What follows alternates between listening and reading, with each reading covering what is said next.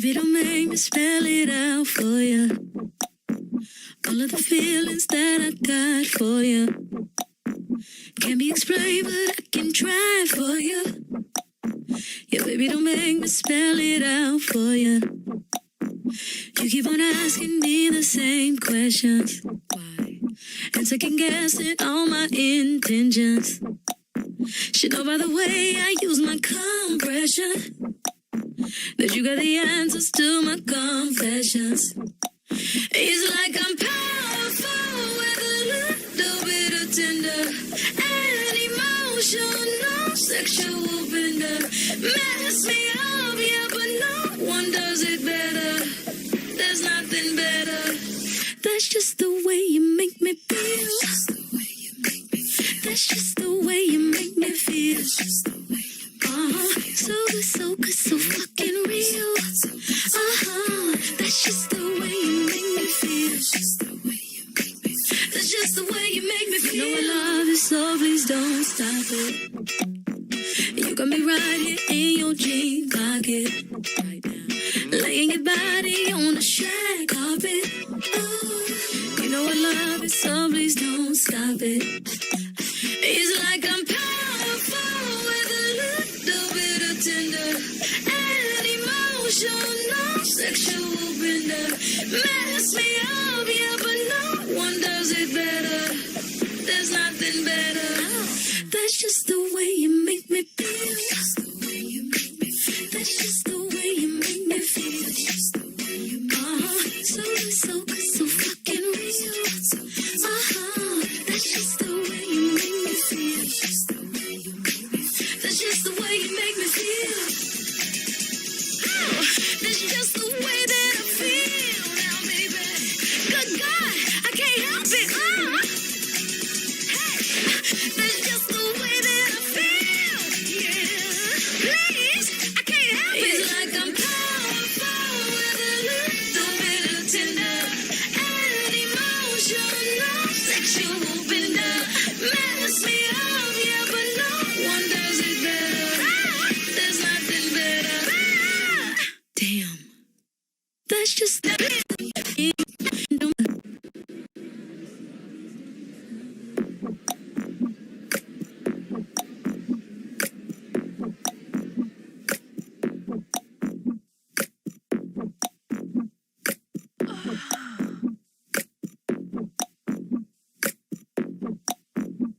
yeah. Baby, don't make me spell it out for you. All of the feelings that I got for you can't be explained, but I can try for you. Yeah, baby, don't make me spell it out for you. You keep on asking me the same questions. Why? And second guessing all my intentions. Should know by the way I use my compression that you got the answers to my confessions. It's like I'm powerful with a little bit of tender and emotional sexual bender. Mess me up, yeah, but no one does it better. There's nothing better.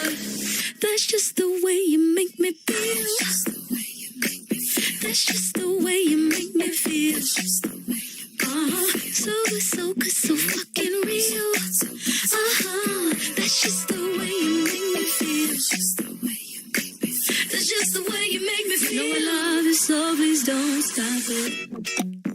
You got me right here in your jean pocket right now, laying your body on the shag carpet. Oh, you know I love you, so please don't stop it. It's like I'm powerful with a little bit of tender and emotional sexual bender. Mess me up, yeah, but no one does it better. There's nothing better. That's just the way you make me feel. That's just the way you make me feel. So good, so good, so fucking real.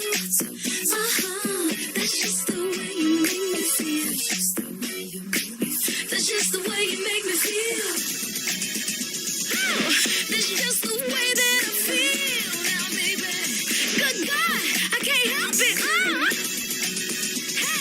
That's just the way that I feel. Yeah. Please, I can't help it. It's like I'm powerful with a little bit of tender and emotional sexual bender. Mess me up, yeah, but no one does it better. There's nothing better.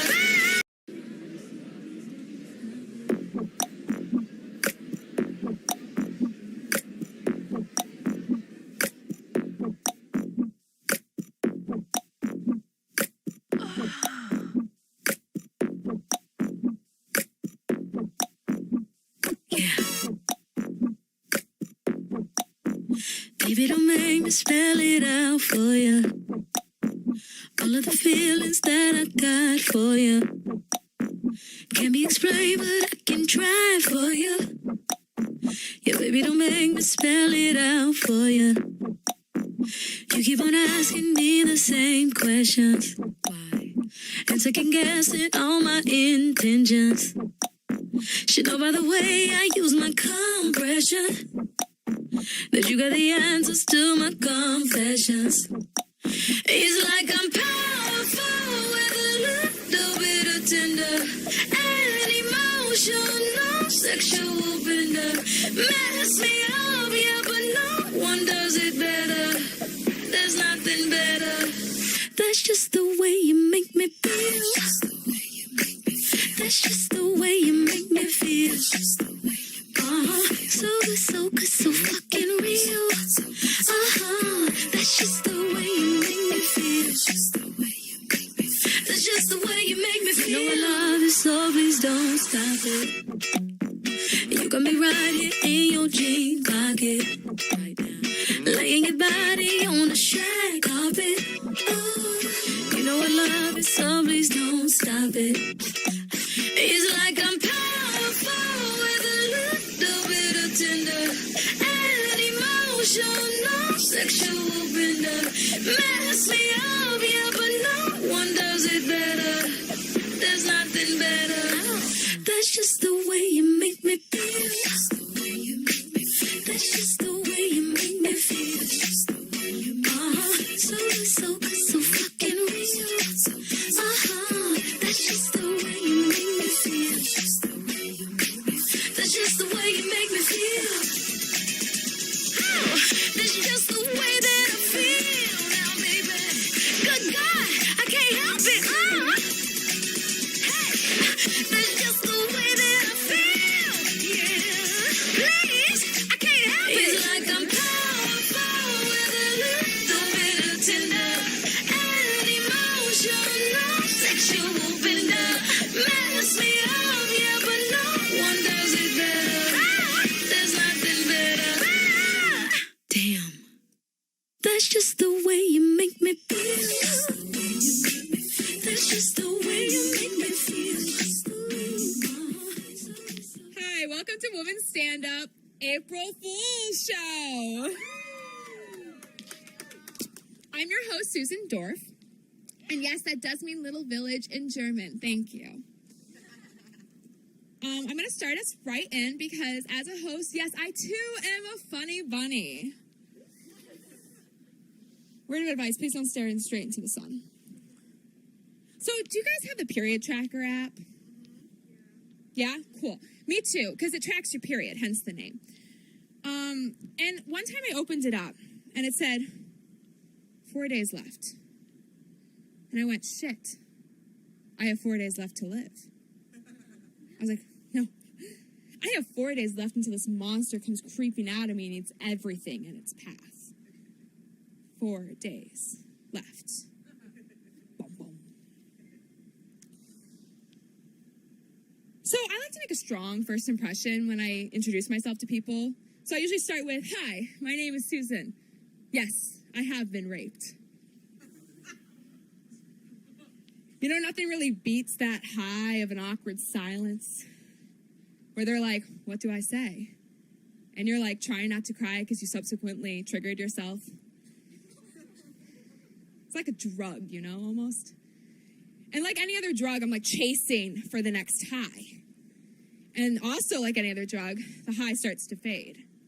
So you have to find a new drug. So now I go, hi, I'm Susan Dorff. My parents recently separated. People respond to me. Not only do they respond to me with empathy. Like, oh, mine too. I'm like, well, shit. What am I supposed to do? Where's my high? The rug's not being pulled out from underneath them. And I have to say, honestly, just not as satisfying. So I'm deaf. And by deaf, I do mean I am half deaf. Which I mean by half deaf, I am deaf in one ear and not in another.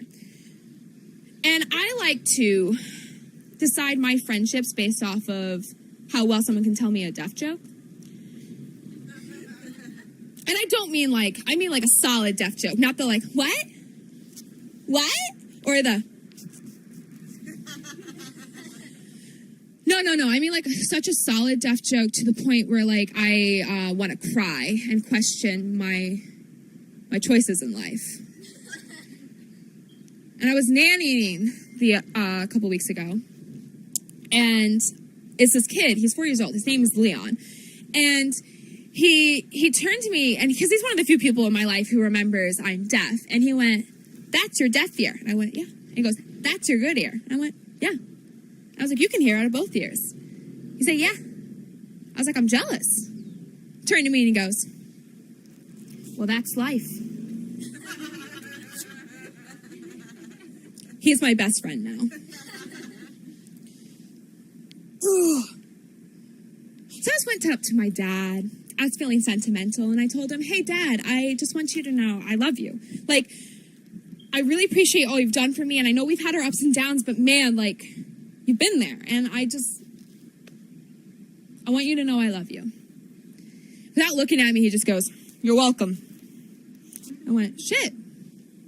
This reminds me of a time when I was a kid. And I go up to my dad and be like, "Hello, Dad, I love you." And he'd be like, "I know." And after years of therapy, I was like, you know what? My dad can't say I love you too. I don't know what to do. And she's like, you know what? Sometimes people say I love you in different ways. So I finally confronted him when I was older, and I was like, "Hey, Dad, why can't you say I love you too, like a grown-ass adult?" He said, "Han Solo." I spent my whole childhood upset because my dad thought, let me Han Solo my daughter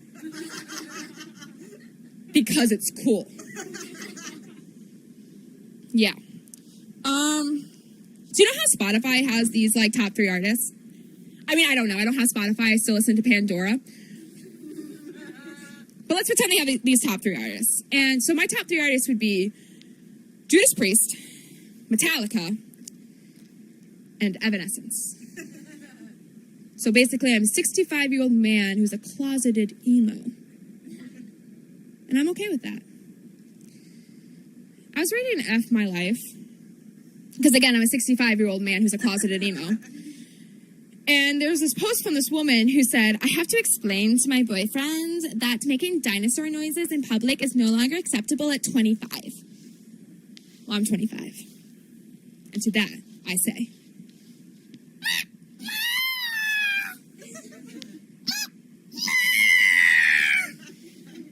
which loosely translates to, rawr. Well, that's enough of me. I know you guys are tired already. But here's our first comic of the night, our woman stand-up alumni, Shanna Iglesias.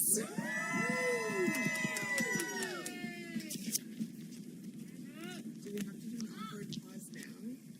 Well, there's no awkward pause now, is there? I don't know. Should we do an awkward pause now? Okay. I'll edit that out.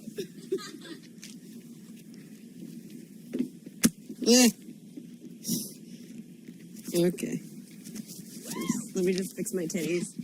Hello. Hi. My name is Shanna, and I recently got a job. Yeah, it feels great. I'm an actor, comedian, writer who has a BFA. So naturally, I got a job as an 11th grade assistant chemistry teacher. Naturally.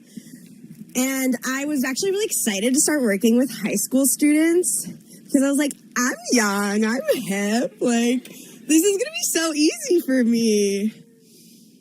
Yeah, not that easy. I was like, oh, but I have a mentality of a 19-year-old. You know how you have like your physical age and then your mental age?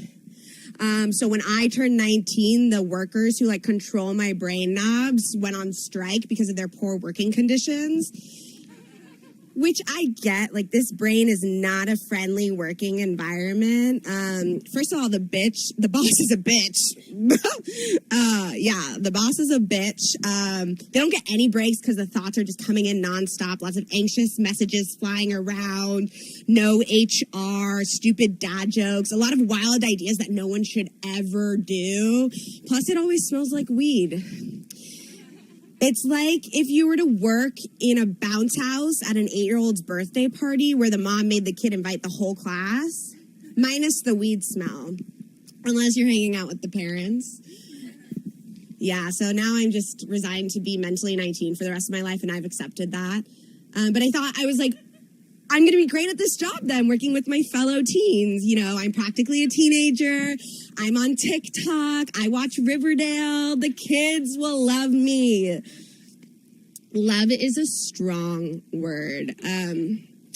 Tolerate is more what's happening here. Yeah, it's not going as good as I thought it would.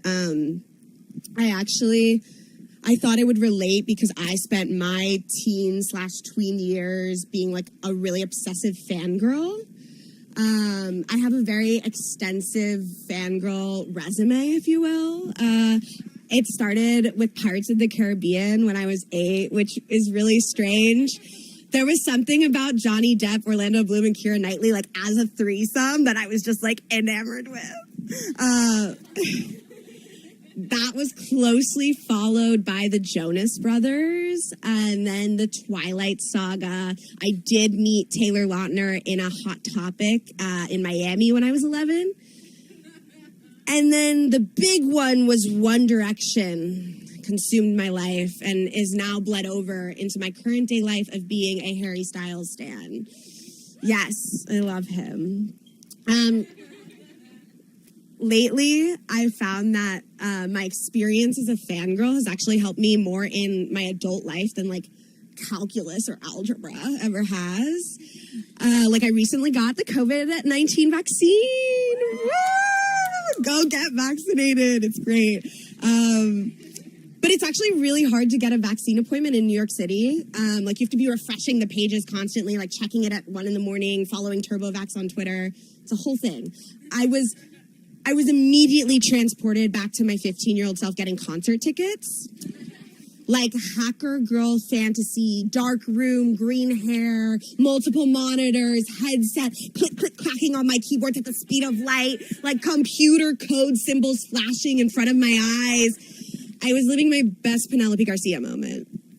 And then I was like, all that just for a vaccine appointment? Like, don't get me wrong, it's amazing. Like, everyone should go get vaccinated, but it does not have the same gratification. Like, waiting in a hospital room for an hour just to get stuck by a needle versus, like, being feet away from Harry Styles, getting, like, spit on by water and, like, sweat, like, listening to him sing What Makes You Beautiful, like, does not have the same gratification.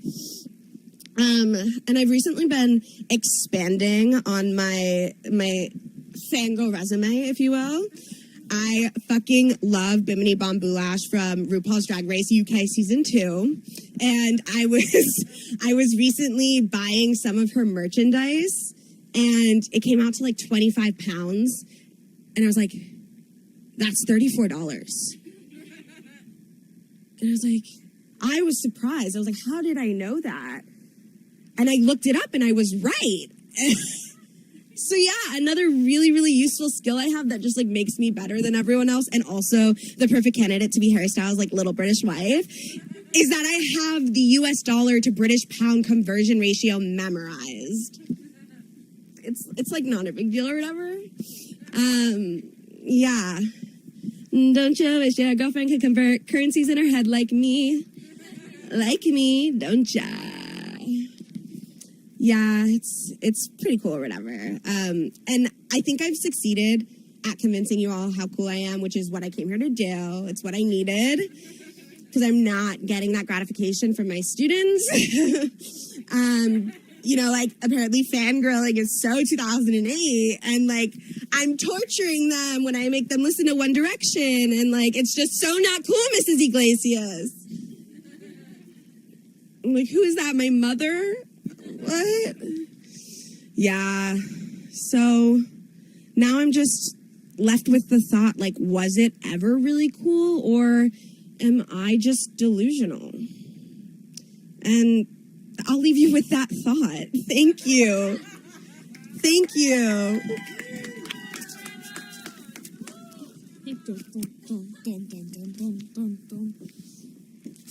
Thank you so much, Shanna. I wish I could relate to the fangirling of One Direction. Unfortunately, though, I am stuck in the 70s. Don't you wish your girlfriend was hot like me? Okay, so we have next up is our first virtual girl, which is gonna be Julia Kane. Let's hear it for her in her own apartment. Hey guys, thanks. So I'm almost 24, which means there are now successful adults that are younger than me. And I don't really care for that. That's not great. That's a new problem. Because, you know, when you're like 19, anyone that's younger than you and is really good at something is just a child prodigy. You're like, oh, that kid's 14 and he's playing in the New York Philharmonic. He's a genius. I just can't compete with that. But now it's more like, oh, they're 22 and they have a stable job. They're just a well-adjusted individual. Which I also can't compete with. But that one's way more sad when we say it out loud. So now I've just been spending all my free time Googling every remotely successful person to find out what they've accomplished by my age. That's going really well. Thanks for asking. But there is one person in particular whose life I am a bit obsessed with, and that is Naomi Osaka. If you don't know Naomi Osaka, she's an amazing tennis player. I'm a huge fan. You know, she's plays for Japan. She's former world number 1, won 4 Grand Slam titles. She's an amazing activist, and she's 4 months younger than me.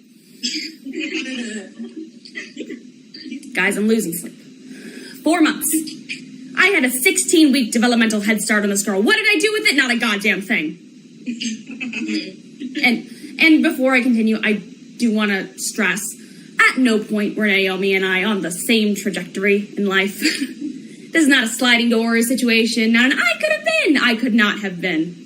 No version of my life. And I know this, you know, in my head. I know this. But still, every time I go on Instagram and see she has another clothing line coming out, all I want to do is claw my skin off. Well, and do a little shopping. She's got some cute stuff. But the problem is I don't want her to, like, lose either. You know, I'm such a fan, so I don't like when she fails. But I have worked out a little system for myself where every time she does something awesome, I have some chocolate and wine. It's like a double celebration because, you know, I'm celebrating her success and the fact that I'm not a professional athlete, so I can have chocolate and wine whenever I want. Gotta take it where you can get it. So, you know, this has been going on for like 3 years. You know, it's fine. I'm used to it at this point. Like, what's she gonna do? Win another title? She can't hurt me with that anymore. But recently there was an incident that felt a bit personal. I don't know if you watched the most recent Australian Open, which she won again, by the way. At the most recent Australian Open, there was this match where this butterfly wouldn't stop landing on Naomi, and she was like, they had all these cool photos. It was on like her shoulder and her arm and like her leg and her bracket. They had all these cool photos of her. They were using them as ads, and she looked fabulous, of course. And it made me think of a time, you know, when I was younger and a butterfly came near me when I was playing tennis. But I didn't get any cool photos because I have a debilitating fear of butterflies. And I really, really wish that was a bit, but it's very real. So all I got from that experience was a bunch of kindergartners laughing at me while I Scooby-Doo ran around the tennis courts trying to get away from this wind demon that was chasing me. Those things are surprisingly fast relative to their size. You know, Naomi said in an interview that she felt like the butterfly was her ancestor cheering her on. My ancestors were telling me to go home. They were saying to me, you're 5'3" and have the upper arm strength of a Polly Pocket doll. Sports are not for you. So, she truly beats me at everything, even candid insect photo shoots, which I didn't even realize you could be better than someone in. I think pretty sure at this point the only thing that I actually do have over her is this right now, the fact that I can sometimes be publicly funny. But you know what? I'm sure she's great at that too. So everyone watch out for Naomi Osaka's comedy album to drop in 2022. It's definitely going to be better than mine. Thanks, everyone. Thank you so much, Julia. That was hilarious. Next, we have up, back here on the roof, our very own party person, Paula J. Leon. Woo!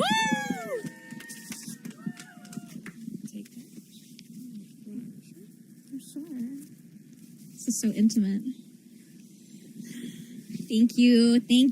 Okay, so, a lot of new things. I graduated, and guess what? I'm an English teacher. Wait, no. Sorry. Wait, I mixed up the words. Yeah. Okay, I'm an ESL teacher. Come on, we're cheering. Yeah. I could never be an English teacher because, I suck at English. But in a lot of ways, that makes me a really great ESL teacher, because, I get it. I get it because I grew up in ESL, And, I'm going to stop right here. I'm going to debunk a little myth tonight, to all you monolingual English speakers out there. Don't be thinking, oh, it's because English is the hardest language. It's not the hardest language. No. The only people that say that are the people who have taken Spanish for 6 years and still can't speak a word of it. And they only speak English. Listen, English is actually, one of the easiest languages. It's so easy that, I know people who learned English by watching iCarly. And they have a perfect American accent. Do you know what it means that they managed to learn English from iCarly? Fluent English. You would think they're American.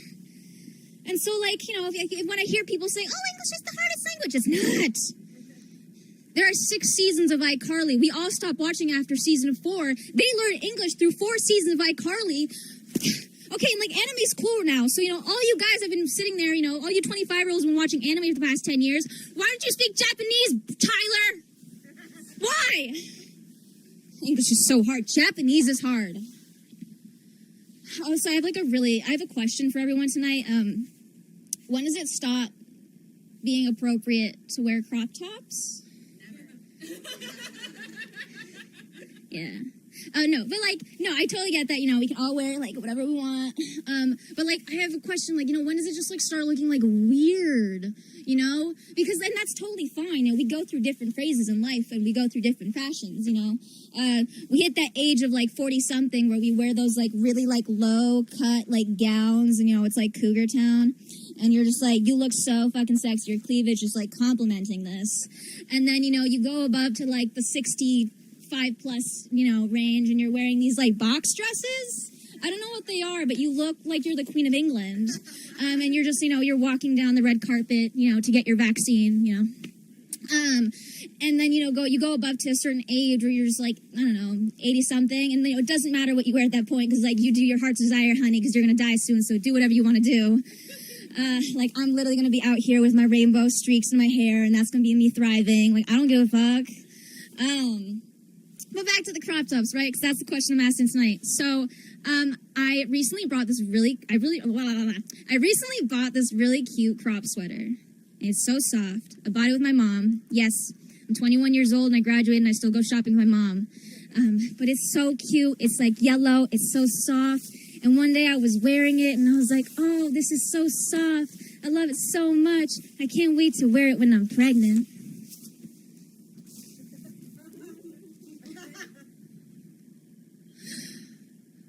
Wait. Why don't I see more pregnant women wearing crop tops? You know, I feel like it just solves a lot of the issues, you know, because, like, maternity clothes is so expensive, and we buy it because, like, we can't fit the belly into the stuff that we usually wear. But, like, the crop top kind of solves that issue, right? Because it's already cut out. And, you know, I'm going to be living my life, you know, when I'm creating life, I'll be like, yeah, move out of the way. I'm creating life here. Okay? Like, just move. And no, you can't touch it. I do not want your sweaty hand touching my tummy. Didn't want it when I was wearing a shirt over it. Don't want it in my crop top sweater. But yeah, you know, I was kind of thinking that, you know, I don't really want someone out there to just start making crop tops for pregnant ladies. No, I don't want that. I want Forever 21, Hollister, Urban Outfitters, and I don't know, whatever other thing. I don't know what it's called. But I want to see a pregnant lady modeling these crop tops alongside the skinny model. Okay? I want that. I want there to be the skinny little gal who's always there. And then I want to see the pregnant lady being like, yep, I'm bearing life. And I look cute in crop tops too. So if anyone out there is like investing, you know, feel free to hit me up after the show. I'm totally available. DM me, you know. Thank you. Thank you.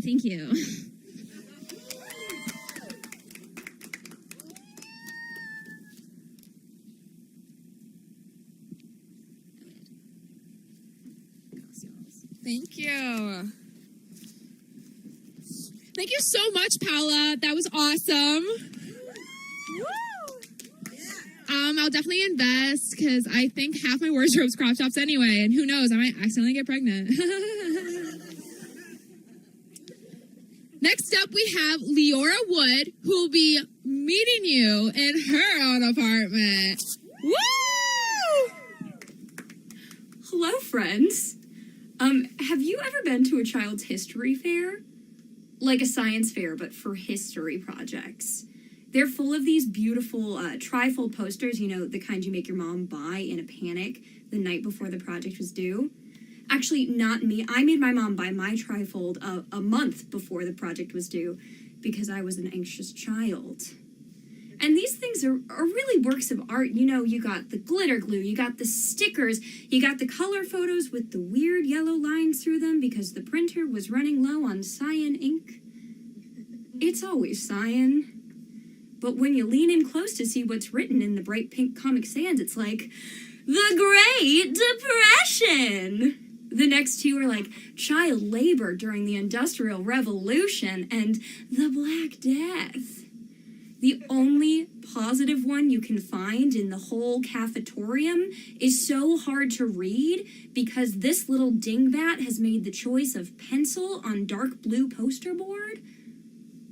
But if you really squint, you can tell it says the artistic rebirth of the Renaissance, which is pretty ironic, all things considered. And then you get to the end of the fair. The winner of the blue ribbon, it's this little girl sitting in the corner, and she thinks she's better than all the rest of these fools because she's fully literate, and her absolute Picasso of a poster is like, the time they burned Joan of Arc at the stake. It was me. I was the Joan of Arc girl. I'd sneak up behind kids at the Cubbies just blissfully drinking their juice and whatnot and be like, want to hear about the grisly death of the feminist icon of 1430? Don't tell Miss Smith I told you. Okay, they burned her. But I am an adult now. I cook and clean for myself. I have learned from a variety of minimum wage jobs that most of my generation does not know how to sweep. Not me, though. They taught me how to hold a broom during my 7th grade production of Fiddler on the Roof. Fund the arts. And one of the adulting skills that I have picked up along the way is meal prep. And what I like to do is I go to my nearest chicken restaurant and I make a large order of tenders. And I do this because I know a large order of tenders is one more tender than I will eat for dinner. And that extra tender, lunch the next day. I like to make it really nice for myself. I put it in a clear plastic sandwich bag so I can eat it cold as I wait in line at Starbucks with my friends. Has some of the skin started to fall off because of the condensation gathering in the bag throughout my first 2 classes of the day? Maybe, but it's a risk I'm willing to take. And when I get to the front of the line and the barista's like, how can I help you today? I'm like, I'm just here for moral support. But what I really mean is, can't you see the cold, half-eaten chicken tender I'm working on? And I know the realization that you're an adult hits differently for everyone, but for me it was coming to terms with the fact that there will no longer be a convenient time to get my wisdom teeth taken out. In high school it was super chill. Your teacher would be like, where were you last week? And you could say, I couldn't come into class because my face was swollen up the size of a balloon. But it's hard to imagine my face rounder than it is now, but with a little minor oral surgery, anything's possible. And that'd be it. I have since had employers ask me to come in despite a COVID scare, so I'm not sure my gum holes bleeding through my face mask would have really deterred them. So now I live in fear of the growth of my own teeth, like a reasonable 22-year-old. And I've never been a fan of dentists. Hot take, I know. But the hotter take is dentists have never been a fan of me. It's because I've thrown up on a lot of dentists. And as I was at my most recent dental appointment, trying my best to not blow chunks on this sweet dental assistant, I snuck a little peek at my open file and noticed that across the top in capital letters was scrawled, Gagger! Good thing I turned out asexual, I guess. Thank you guys. Have a great night. Thank you so much, Leora. You are a queen. Next up, here on the roof, again, we have our very own Lauren. Lauren? Montes? You don't get to cut that. You have to cut that. Our very own. I keep wanting to say Laura. Our very own Lauren Montes. Isn't her name the easiest? Yeah, you would think. It's a fully phonetic. Oh, God. Will you clip? Is that clipped? I think it is. Hello, everyone. Thank you. If I look different or anything, it's because I feel different, too. I recently, children can do that. They just, new, young life, seeing the world for the first time. All this to say, I've started babysitting. Thank you. I know. I babysit an 8-year-old, and before I start talking about him, just for our purposes, I want to maintain his privacy, so we'll call him Not Bodie. So Not Bodie is 8. He's in 2nd grade. He goes to an all-boys school on the Upper East Side. It's like if Lord of the Flies was in a luxury apartment building. His dad works in finance and has prosthetic legs, and his mom works for a local publication that rhymes with the Hall Street Journal. So it all feels like an elaborate setup to a Nicole Kidman murder series, and I really don't want to be a suspect. So, a few weeks into babysitting, I got a text from his mom, and it's like, hey, just so you know, when you pick him up, Not Bodie has to go to physical therapy. And I was like, great. And she's like, it's for his coordination. He knows he won't be happy, but fine. I'm like, okay, great. It had been snowing all day, and he was not prepared for the weather. And so I pick him up. I'm like, hey, bud, it's kind of gross out. Let's go to the park for a little bit. And then we're going to go to PT. And immediately he just goes, no, I'm not going. I will not budge. Tell my mom I'm not going and I won't budge. That's a direct quote. And so I was sort of like, oh, that sucks, Not Bodie. And we go back and forth, and I get him to the park eventually. And immediately what happens is his friend hits him in the face with the snowball, and he falls on his ass. And I'm like, I see why we need the coordination. But, this day is going terribly for Not Bodie. So he comes up to me, and I'm like, well, let's just go to PT. And he's like, no, I'm not going to get to Zoom with my bros. This day's awful. And then he sort of let out a wail, sort of like a college kid. losing their children in a play. You know what I mean? And so we get him in the car after a lot of convincing, and I'm sort of talking to him, trying to comfort him, and I see that he's like accepted his fate. And I'm watching his face, and he has a hat and a mask, so I can only see his eyes. And I'm watching, and I watch like a new thought occur to him, and then I see, because you know, the eyes are the windows to the soul. And so a new thought occurs to him. He sort of has this like deep anger, and then like panic, and then sort of like fear and shame, and he starts to like, his eyes start to well up, and I'm like, oh my God, like something's super wrong, something just happened, like something's going so terribly. And he looks at me dead serious and just gravely says, I think I pooped my pants. And I was like, no, like, what do you say to that? Like, if he did, this is the worst day of his life. like easily. Like, and also he's 8. Like, medically, that's not correct. Like, are we going to therapy to like therapize his sphincter? Like, what is going on? So I'm like, okay, all calm, like, and I'm like, why do you think that? And he's like, because I can feel it. And I was like, well, that logic's airtight. Like, I don't know what to say about that. So I'm like, okay, it'll be okay. I don't know if it's going to be okay, but I'm like, it'll be okay. We're almost there, and you can like go to the bathroom and figure yourself out. So I get him out of the car. We're walking down the street and trying to cheer him up. Like, one time I pooped my pants in a car. You want to hear me tell that story? He's like, no, just like wanting to die. And he like, we get inside. He bravely walks into the bathroom like a child walking into trial in this Nicole Kidman miniseries.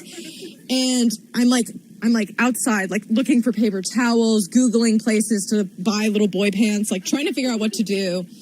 And I hear the door, and I like stand outside ready to catch him if he falls, like that Mike almost did. And he just walks out, happy as a clam, like, it wasn't poop, it was just melted snow. I have thought about that every day since, because for 10 minutes, that was the worst day of Not Bodhi's life. And then it was the best day of Not Bodhi's life, all because he did not. I would say go back, like Snow? Melted snow? Okay. Thank you.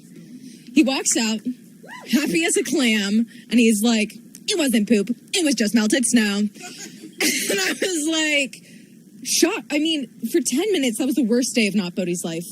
And then it was the best day of Not Bodhi's life, all because he did not poop his pants. Like, we should all live our lives that way. On your worst day, you did not poop your pants. Like, and that's a win. And of course, you know, with this realization, God tested me. Like a good teacher. And so like a week later, I had a day where I took a train to Philly to my cousin's bar mitzvah. On the way, my laptop broke and I ripped my pants. I got there, found out there was a COVID scare in my apartment, came back, found out I did not have Apple Care, and the COVID scare was all because of a logistical error. On that day, I literally called my girlfriend and was like, if you're going to break up with me anytime soon, you have to do it today. This is your window of time. Otherwise, you're going to wait at least 5 months for me to recover. But also, on that day, I did not poop my pants. So I'll take that as a win. Thank you. And I'd like to submit that as my self-tape to the new HBO series, Big Little Shits. Thank you so much.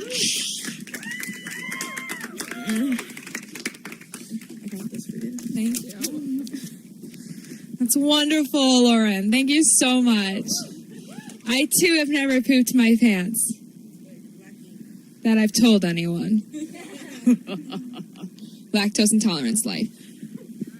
Okay, next up we have Amelia Annan, who, too, will be broadcasting from her very own apartment.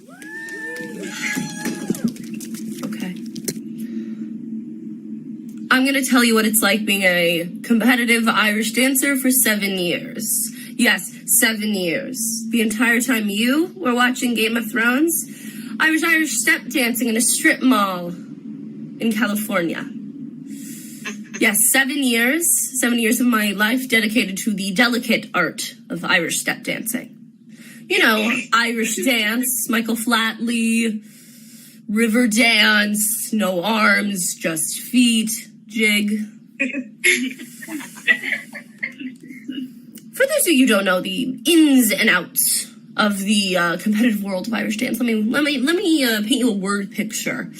I, a prepubescent girl wearing a curly wig, too much eyeshadow, an ice skating dress made out of cardboard, fake tanner, white socks, and black gillies.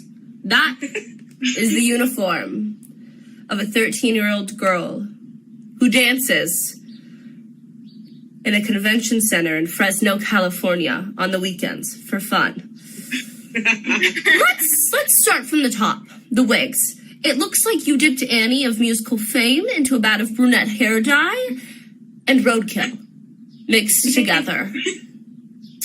Then I would secure it with about 50 to 100 bobby pins so I could jump up and down for 3 hours straight. The makeup. Think toddlers do burlesque. Now, you may be thinking, this sounds a lot like Toddlers and Tiaras. Well, it does. And you may be thinking, why didn't TLC make a show about this? Well, they tried. They did try. And the World Irish Dance Organization said, absolutely no, you're not. Because Irish dance competitions cannot be filmed. And on a completely unrelated note, a good litmus test of whether or not you're in a cult is whether or not things can be filmed. Anyway, the dresses. Think neon. It normally has some sort of Celtic knot on it, and of course, as I, a preteen, would pick neon green and bright pink. The colors of winners.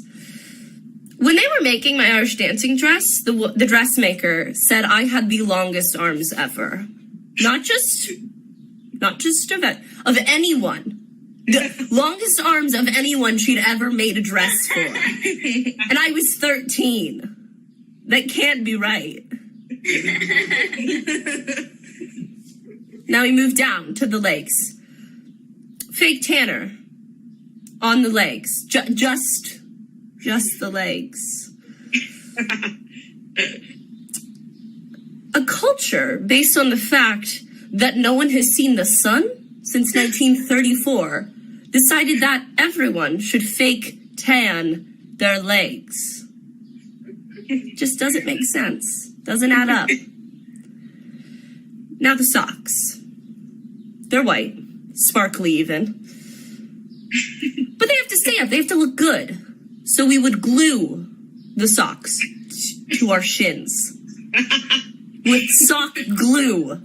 I would do that for fun.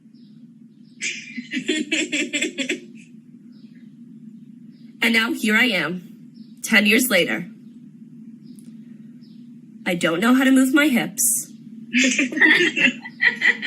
I don't know how to dance unless it's a jig. And I don't know how to keep up my socks without glue. And that is what it's like being a competitive Irish dancer for 7 years. Thank you so much, Amelia. We love you. Next up, we have Sasha Chasen. Streaming live from her apartment. Hi, my name is Sasha, and like my ex, I can't promise anything good will happen in the next 4 minutes. But I can promise you that I want you to feel safe and happy in my tiny comedy blurpy blurb. So again, hi, my name is Sasha. My favorite sign is probably yield. I like to dance like everybody's watching and hates it. And I spend a lot of my free time researching, theorizing, fantasizing about the romantic entanglements of the Shark Tank sharks. There's like 12 seasons of them together, and you're going to tell me there isn't some Fleetwood Mac energy in the studio? I mean, with Mr. Wonderful and Barbara in the mix. Yeah, okay. I think the Sharks should drop an album like Rumors, but instead they should call it Bonds. You know, bonds are like a relationship between people, but they also are like a fixed income instrument that represents a loan they buy an investor to a borrower. Yeah, you get it. Besides that, I swear, I'm just like you. I like the big screen, the little screen, the big screen. I eat my delicious, nutritious, gummy iron vitamin supplements, and I too drink cranberry juice as to not tempt the yeast gods. My name is Sasha, and sometimes I feel like my brain feels how my computer breathes. You know, sometimes, and I think this year has really blown this gem wide open for me, but sometimes my brain is just like goo goo fucking gaga. Hamster wheel void, tiny head intestines, no cell service. And sometimes when I get like that, my brain, all it wants to do is write these tiny little notes in my little iPhone notes app, being the little zillennial Hamlet I was born to be. And unfortunately, I'm very good at sharing intimate parts of myself with strangers. So here is a short inspirational slideshow I made filled with very deep revelatory thoughts by me that helps me make it make sense this year. And I hope they make it make sense for you too.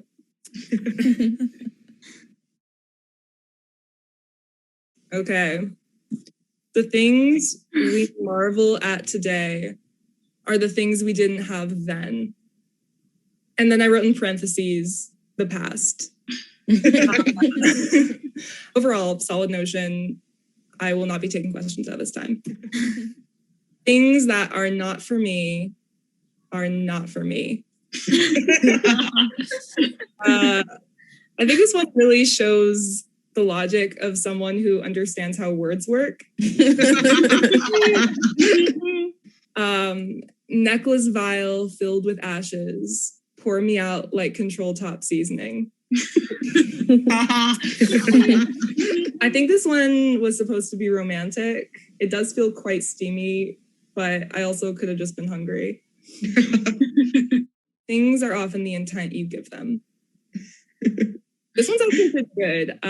This was definitely a TikTok quote. I would never say something this insightful. Every time I mint something, I think of my ex. Wrong folder. That was personal. I may be alone, but I am never lonely. You know, wow, okay, main character alert. You know, my mom used to say this to me when she wanted me to leave her alone. So I totally get it. Sometimes, and this might be a shock to you, but I get that anxious fear of loneliness too. And when it happens, I like to do a super quick exercise. So actually, if we could all do it together, that would be super cool. Yeah, leave your cameras on though, because I want to stare at you. Perfect. Okay, so close your eyes. Imagine you're on a date. It's like dressy casual. It's like dimly lit wine cavern. Like you had to use your phone flashlight in the menu, but so did everyone else. Like it's not a big deal. Your eyes are fine, but you should probably get an eye exam soon. Just like, I don't know, a consultation or something. Anyway, it's not important. The waiter comes. You order a Shirley Temple and the tuna melt because you're a bad bitch. Yes. The waiter leaves. You're talking to your date because you're on a date. So you tell them, what do you do? And then your date looks you in the eyes, looks down, runs a hand through their hair, looks back up, bites their lip. It's honestly kind of a lot. And then they tell you, I make those 5-minute craft videos on Facebook. Immediately, you leave. Why? Because you have standards, you know your worth, and you would rather what? Be alone. Boom. Okay. Guys, congratulations. Here's a certificate of astronomical big boy brain blast. Like, you know, learn to be alone. Yay. Thank you. One more time. My name is Sasha. I just want you to know we're all out here goo goo gagaing. I just want you to remember that the goo goo ga, eventually it gets goo goo got. So we're going to take delicious, nutritious iron gummy vitamin supplements and have a beautiful night. Thank you. Woo! Woo! Thank you, Sasha. That was great. Like, oh my goodness, adulting is difficult. I am so proud of all of our party people. Thank you for coming out. Last but not least, we do have our headliner, the amazing Yamini Nabi Madam. I've been dating my boyfriend for a few months now, and we're just starting to get over the communication barrier because, you know, English is neither of our first languages. His is German, and mine is gossip. We're both teaching each other. For example, he taught me that Ishli Badish means I love you. And I taught him that OMG, guess what? I have tea about you-know-who means I'm about to disclose truly unnecessary information about someone extremely irrelevant to either of our lives. A few years ago, one of my best friends gave up gossiping for Lent, which I thought was pretty selfish. You know, when she told me, I was just like, you know, how the fuck are you gonna do that? She was like, no, it'll be fine. You know, I'll just think before I speak. You know, time will fly by and I'll become a better person. She turned into a monster. Watching her suffer through those 40 days was one of the most painful things I've ever seen in my life. It's like when your friend starts doing keto and they turn into an unhappy, lifeless piece of shit because they don't have any nutrients in their fucking body. Carbs are just like gossip. You know, they get such a rep for being bad for you, but you need them to live. Yeah, you shouldn't be eating bread and cookies all day long, but cutting yourself off completely? That's way too much to put on yourself and everyone around you. I don't buy for a second that any of the people who get all high and mighty about it never gossip. That's like saying you never shit. If you don't, that's a problem and you should probably see a doctor. Just last summer, Pope Francis was saying that gossiping was a plague worse than COVID.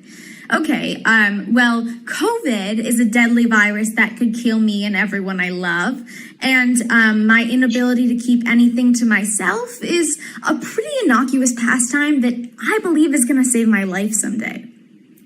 I'm a comedian with depression, which is about as common as a white guy in finance with an Asian fetish. And sometimes, yeah, I do feel like there's no real point in sticking around. But thankfully, I'll never be able to successfully take my own life because once I make a plan, I'm fucking telling everybody in the group chat, on Twitter, whoever's in line behind me at the supermarket, you're gonna come home and your mom's gonna tell you, guess what I heard?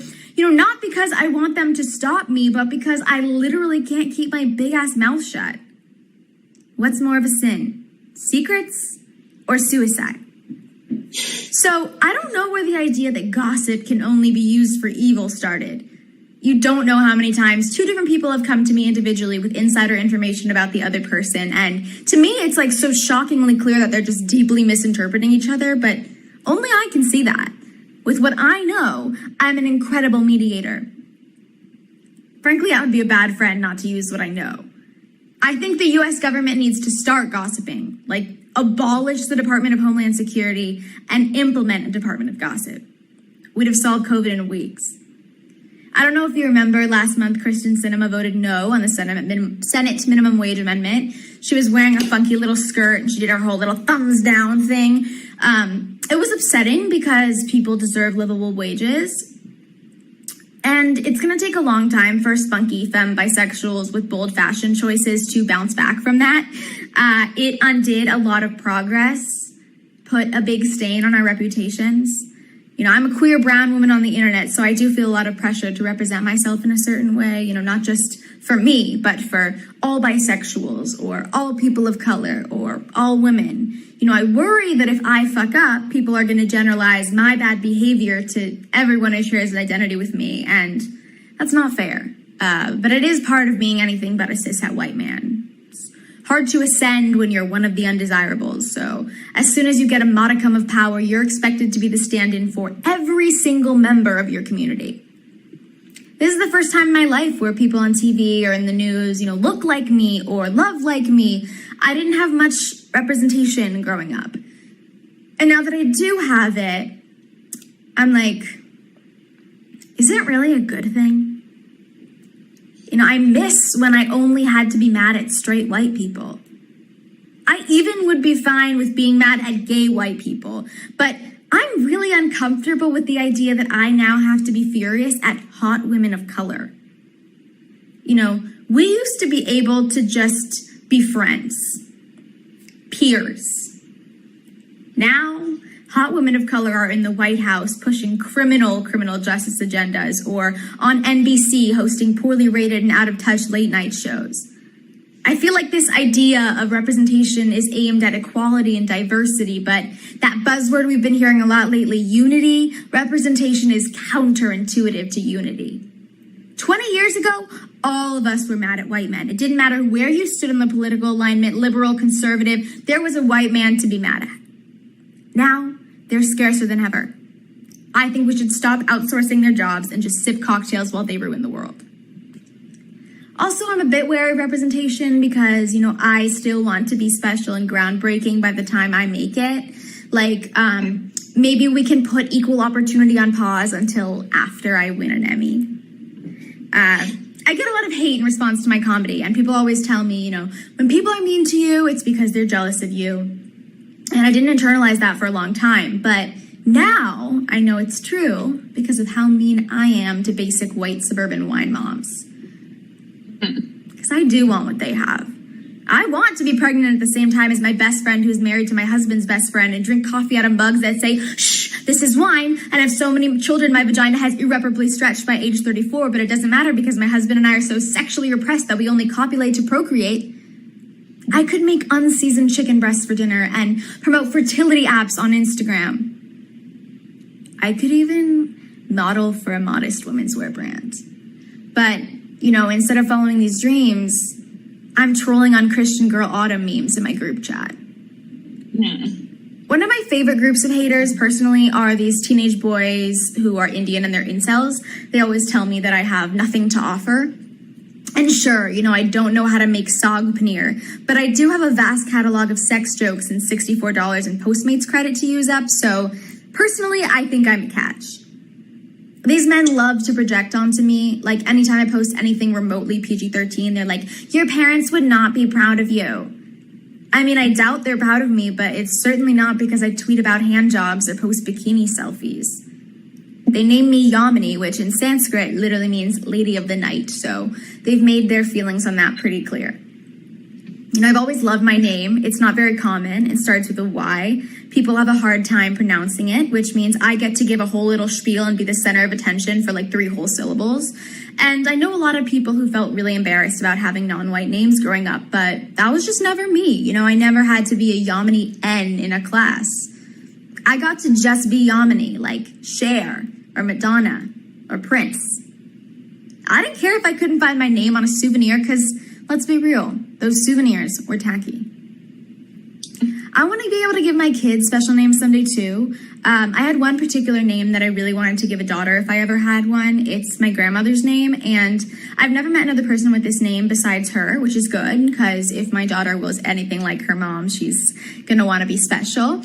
But recently something happened that made the name very unspecial. In fact, it's like probably one of the most talked about names out there right now. No one's pronouncing it right, but however you say it, Kamala, it's basic now. A lot of my family and other Indian people are really celebrating Kamala Harris. She's the first female vice president. She's the first Black and South Asian anything, but I'm mad at her. As I said, partially for her awful criminal justice track record, partially for wearing Converse on the cover of Vogue, but mostly because it's going to be a fucking while before they put another brown lady up there, and it's definitely not going to be another Kamala. I'd be cursing my kid giving them that name. Just like every white person in the late 90s named their baby Emma after Rachel's baby on Friends, every neoliberal millennial Indian mommy is naming their baby Kamala right now. It's going to get put on one of those tacky souvenirs, and I'm going to have to buy them and watch my child litter my house with them like it's an airport stop and shop. And the only way I would feel better about it is if I could just gossip or use some mommy blogger cachet to make it worth it. Thank you so much, Yamini. That was incredible. Thank you so much for everyone who came out. Thank you again, Yamini, for coming out for this. How excited are we all? Woo! We would like to thank all our donors for this show. It's you that makes this company happen. Thank you. And please take a look out on our Instagram at women.stand.up for upcoming shows and workshops and everything in the works. We got a lot coming for you. We have a website coming soon, so please check that out. And this will not be the last of us. Thank you. Was that good? Okay. That's just the way you make me feel. Oh, that's just the way